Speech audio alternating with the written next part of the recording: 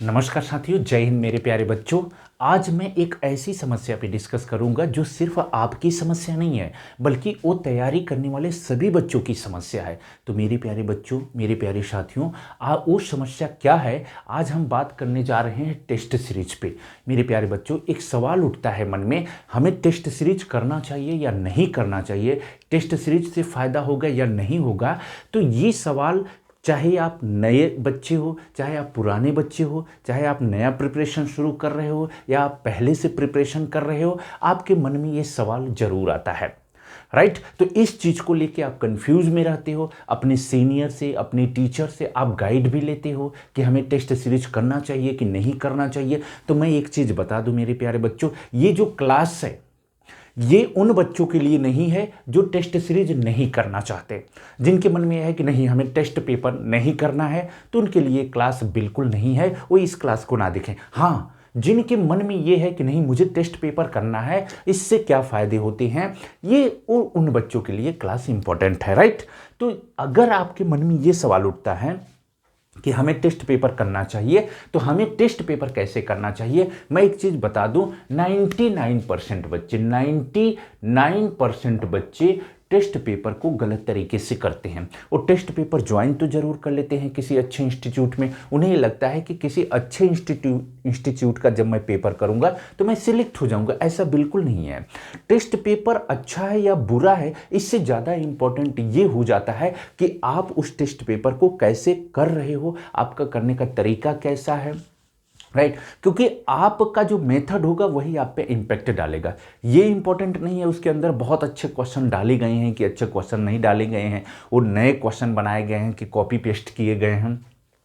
इसके अलावा जो सबसे ज़्यादा इंपॉर्टेंट है वो आपका मेथड है करने का। तो मेरे प्यारे साथियों, मैं आज इसी मेथड पे बात करूंगा। अगर आप टेस्ट पेपर ज्वाइन करना चाहते हैं, तो टेस्ट पेपर जब आप ज्वाइन करते हो तो आपके मन में एक सवाल उठता है कि हमें टेस्ट पेपर कहाँ से करना है, कितना करना है, कैसे करना है और उसकी हमें कैसे समीक्षा करनी है। इन तमाम सवाल पे हम जो है डिस्कस करने जा रहे हैं। क्लास बहुत इंपॉर्टेंट है, आपके जो आगामी एग्जाम है उनमें ज़्यादा टाइम नहीं बचा हुआ है, तो आप बहुत ध्यान से इसको सुनना है, समझना है और अपने जीवन में, अपने टेस्ट सीरीज के दौरान, अपने प्रैक्टिस के दौरान इसको चीज़ों को पॉइंट टू पॉइंट फॉलो करना है ताकि उसका पूरा फ़ायदा आपको मिल सके।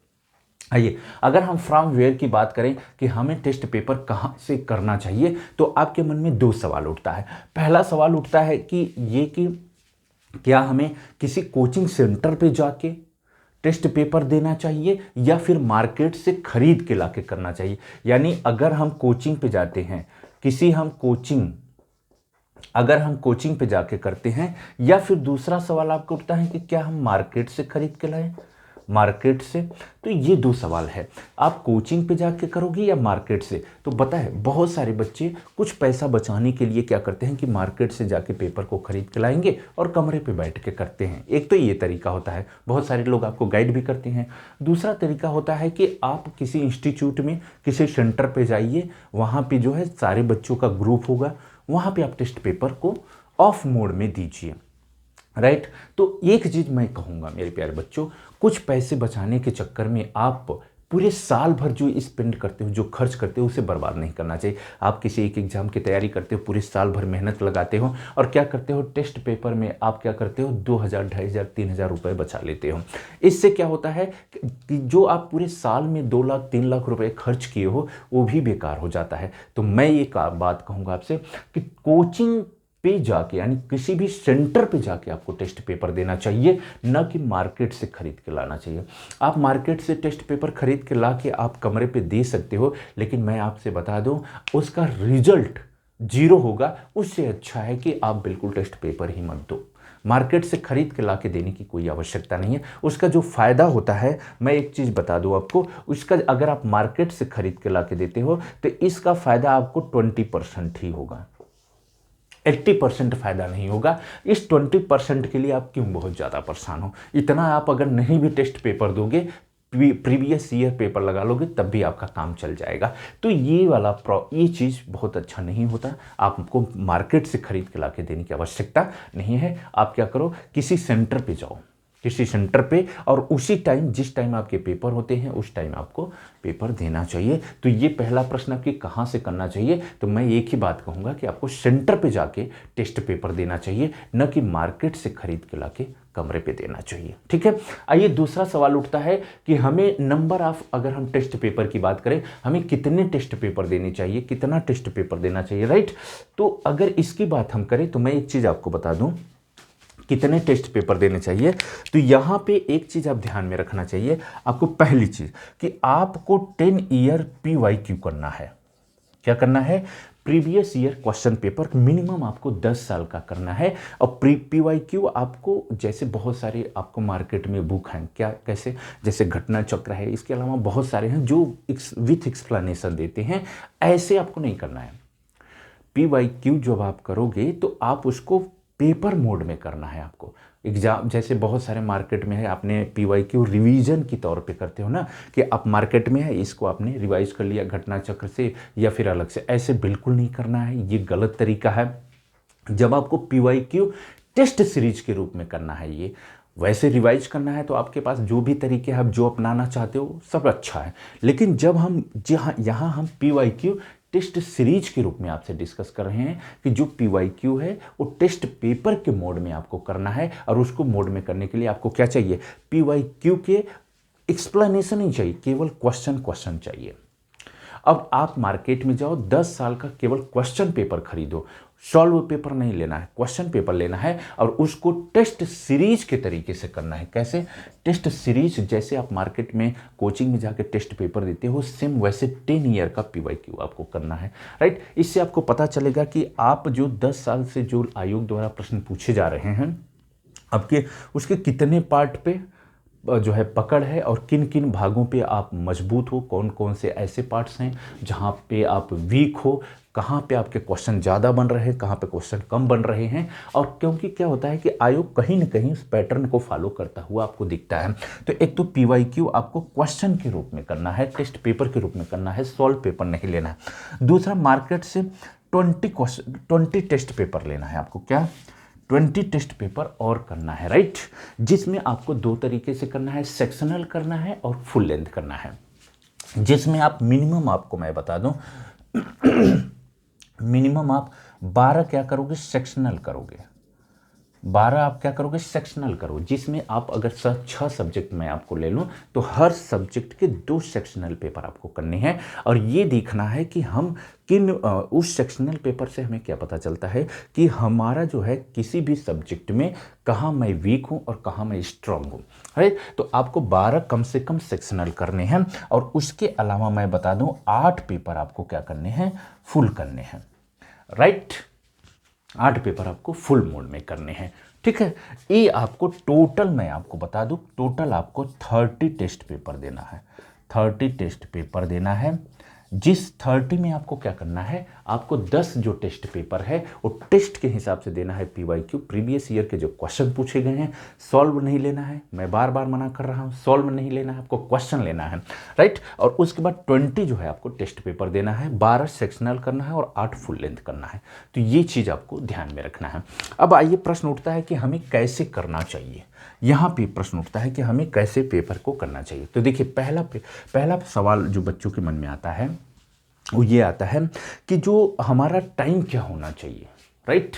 टेस्ट पेपर करने का समय क्या होना चाहिए। अगर हम टाइम की बात करें तो एक चीज़ मैं आपको बता दूं, ऐसा बिल्कुल मत करा करो आप कि किसी भी टाइम आप टेस्ट पेपर देते हो। किसी भी टाइम, कोई सुबह दे रहा है, कोई शाम दे रहा है, कोई दोपहर दे रहा है। किसी दिन आप सुबह में दिए, किसी दिन दोपहर में दिए, किसी दिन शाम को। तो सबसे पहले इसको सुधारना है आपको।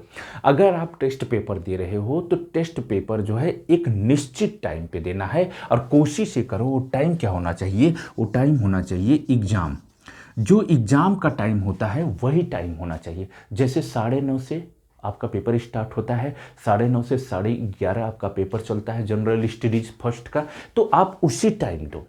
CSET का आपका 2:30 बजे से चलता है तो आपको उसी टाइम देना चाहिए। 2:30 से ही स्टार्ट करो उसको 4:30 तक, राइट। प्रयास से करो। लेकिन अगर आप उस टाइम अवेलेबल नहीं हो, वो टाइम आपके लिए सूटेबल नहीं हो रहा है, तो किसी एक टाइम आप निश्चित कर लो। अगर शाम को दे रहे हो तो सिर्फ शाम को टेस्ट पेपर दो, मॉर्निंग में दे रहे हो तो सिर्फ मॉर्निंग में टेस्ट पेपर दो, लेकिन ऐसा बिल्कुल बंद कर दो कि आज मैंने सुबह में टेस्ट दिया तो कल शाम को दे दूंगा, फिर उसके बाद इस तरह से, राइट। दूसरा सवाल उठता है कि हमें टेस्ट पेपर एक बार में करना चाहिए, एक बार में करना चाहिए, थोड़ा थोड़ा करना चाहिए, राइट, थोड़ा थोड़ा करना चाहिए। तो मैं एक चीज़ बता दूं, बहुत सारे ऐसे बच्चे हैं कहते हैं कि अगर आपको टेस्ट पेपर एक बार में आप पूरे 150 क्वेश्चन नहीं सॉल्व कर पाते हो या 100 क्वेश्चन नहीं कर पाते हो, तो आप क्या करो कि 15-15 टेस्ट पे 15-15 क्वेश्चन करो, ऐसे आराम आराम से करो। तो ये बिल्कुल गलत तरीका है। आपको टेस्ट पेपर एक निश्चित टाइम में, जो एग्जाम में टाइम होता है 2 आवर्स में, और आपको पूरी के पूरे प्रश्न को सॉल्व करना है। तो ये बात ध्यान देना, एक बार में करना है, थोड़ा थोड़ा बिल्कुल नहीं करना है। तो एक बार में बैठे और पूरे के पूरे क्वेश्चन को सॉल्व करना है और उसी टाइम में ही करना है।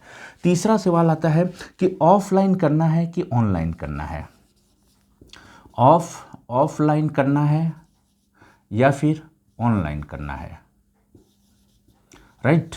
अब ये जो सवाल आता है कि ऑफलाइन मोड में आपको टेस्ट पेपर करना है कि ऑनलाइन मोड में करना है, तो मैं एक चीज़ बता दूं, जो ऐसा एग्जाम का नेचर है वैसा आपको करना चाहिए। अगर आपका एग्जाम ऑनलाइन मोड में है तो आपको टेस्ट पेपर भी ऑनलाइन में देना है। अगर आपका एग्जाम का नेचर जो है वो ऑफलाइन मोड में है तो आपको टेस्ट पेपर हमेशा ऑफलाइन में करना चाहिए। बहुत सारी कोचिंगें हैं, बहुत सारे लोग online test paper, online test series चलाए हैं, उसका कोई भी फायदा नहीं होगा जब आपका पेपर ऑफलाइन मोड में होगा। अगर पेपर कॉपी मोड में है, राइट, तो आप हमेशा टेस्ट पेपर ऑफलाइन मोड में करें, लेकिन अगर ऑनलाइन एग्जाम है तो ऑनलाइन मोड में करें।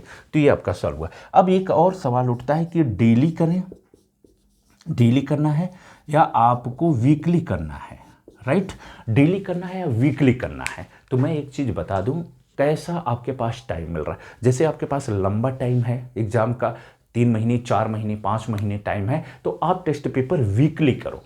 लेकिन अगर आपके पास कम टाइम बचा हो तो आपको टेस्ट पेपर डेली तो मैं नहीं कहूंगा, फिर भी हफ्ते में 2 टेस्ट पेपर जरूर दो, राइट। जिस हिसाब से टाइम हो उस हिसाब से आपको कर लेना चाहिए। तो डेली तो बिल्कुल नहीं करना। अगर कोई भी बंदा डेली एक टेस्ट पेपर लगा रहा है तो बिल्कुल बंद कर दे। आपको डेली टेस्ट पेपर लगाने की आवश्यकता नहीं है, क्योंकि टेस्ट पेपर सिर्फ देना ही नहीं होता, टेस्ट पेपर की जो है रिव्यू करना होता है, टेस्ट पेपर की समीक्षा करना होता है, उसकी एक्सप्लेनेशन को देखना होता है, जहाँ पर आप गलती कर रहे हो उन तमाम चीज़ों को पढ़ना होता है, राइट, गलतियों को सुधार करना होता है। तो आप डेली तो बिल्कुल नहीं कर सकते हो, इसके अलावा भी बहुत सारी चीज़ें होती हैं आपके पास, राइट। तो आप या तो हफ्ते में 2 दिन या तो वीकली करना है, राइट, इस बात को ध्यान में रखना है। ये हुआ। अब प्रश्न उठता है कि जो सबसे इंपॉर्टेंट है वो ये है, इसका हमें रिव्यू करना चाहिए। एक्चुअल में होता क्या है, मैं एक चीज़ बता दूं, जितने भी बच्चे होता है टेस्ट पेपर देते हैं और उसको ले आ जाके फेंक देते हैं। कभी आपने टेस्ट पेपर को रिव्यू किया है? आपको समीक्षा करना चाहिए। और टेस्ट पेपर की जब हम समीक्षा की बात करें तो आप अपने जो पुराने जो आपने पिछले एग्ज़ाम पेपर दिया है, जैसे आप अगर यूपी पीसीएस आरओ या जिस भी एग्ज़ाम में बैठ रहे हो, तो अगर आपने पिछला पेपर जो दिया है अगर वो क्वालिफाइंग है तो बहुत अच्छा है। अगर डिसक्वालीफाइंग हुआ तो आपको क्या करना चाहिए कि पिछले पेपर की समीक्षा करनी चाहिए। तो आपको क्या करना चाहिए, आपको पेपर की समीक्षा करनी चाहिए, क्वेश्चन पेपर जो है, उसके बाद टेस्ट पेपर की भी समीक्षा करनी चाहिए। और इसके दौरान आपको 2 चीज़ों पे ध्यान में देना है। एक आपको देना है कि वीक हमारे कौन कौन से हमारे वीक पॉइंट हैं, राइट। एक तो इस पे आपको ध्यान में देना है कि हमारे कौन कौन से वीक पॉइंट है, राइट। तो एक काम करना है कि आपको टेस्ट पेपर को 2 भागों में बांटना है, राइट। एक तरफ आपको लिखना है वीक पॉइंट और एक तरफ लिखना है आपको स्ट्रॉन्ग पॉइंट। दूसरा क्या है, स्ट्रॉन्ग पॉइंट। स्ट्रॉन्ग पॉइंट आपको लिखना है, राइट, वीक पॉइंट और स्ट्रॉन्ग पॉइंट। तो जो आप टेस्ट पेपर दें और टेस्ट पेपर देने के बाद आप जब उसका रिव्यू करें तो जहां पे आपके गलत हो रहे हैं उसको वीक पॉइंट में नोट करें, और जहां पे आप स्ट्रॉन्ग हो, जहां पे आपकी गलती बिल्कुल नहीं हो रही है, उसको आपको क्या करना है, स्ट्रॉन्ग पॉइंट में लिखना है। तो ऐसा नहीं है, ये आपके पास एक चार्ट तब तैयार होगा जब आप टोटल कुल कितने, एक पूरे 30 टेस्ट पेपर को आप निर्धारित करिए। जब आप टेस्ट पेपर देते जाइए और उसको नोट करते जाइए। तो आपके पास एक अपना डेटा होगा कि आप कहाँ पे स्ट्रांग हो और कहाँ पे वीक हो। तो आप जहाँ पे वीक हो वहाँ पे ज़्यादा समय दीजिए और जहाँ पे आप स्ट्रांग हो वहाँ पे आप कम समय दे के भी अपना काम चला सकते हैं। तो ये आपका टेस्ट पेपर करने की सही रणनीति है और इसी रणनीति से आपको टेस्ट पेपर करना चाहिए। अगर आप इस रणनीति को फॉलो करते हो तो मैं आपको एक चीज़ बता दूँ, तो टेस्ट पेपर जो आप टेस्ट सीरीज करते हो उसका आपको 98% जो है लाभ मिलेगा, राइट। और आपका जो प्रीलिम्स एग्जाम है वो कभी नहीं रुकेगा, आप प्रीलिम्स एग्जाम क्वालिफाई कर सकते हो। मुझे पूरी उम्मीद है यह वीडियो आपको बहुत ही पसंद आई होगी। आप अगर चैनल पर नए हो तो उसको सब्सक्राइब करें और हाँ, अपने दोस्तों तक भेजें ताकि उनको भी इस वीडियो का लाभ मिल सके। तब तक के लिए आप सभी को मेरा नमस्कार। जय हिंद।